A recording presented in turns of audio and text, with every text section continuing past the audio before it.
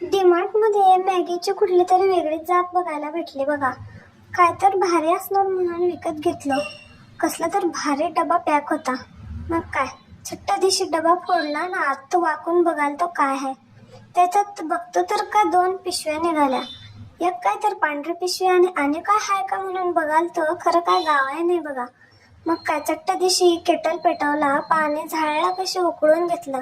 वाफा निघालत्या म्हटल्यावर पाणी काढलं आणि त्या डब्यात ओतलं बघा. तशी लय भीती वाटालती हो, पाणी टाकलं डबा इतळतो की काय म्हटल्यावर.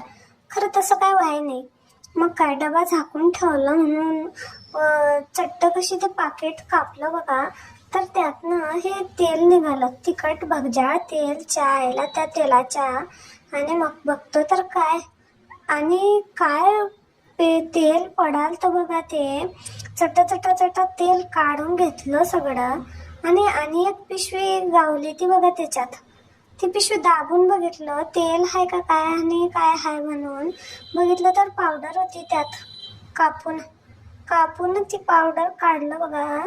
मॅगी मसाला गत पावडर होती ती.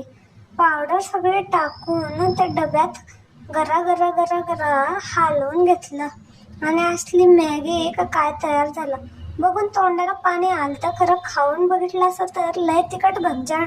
मग काय आपली पहिलीची मॅगी काढून त्यात घातली बघा आणि मिक्स करून खाल्ली.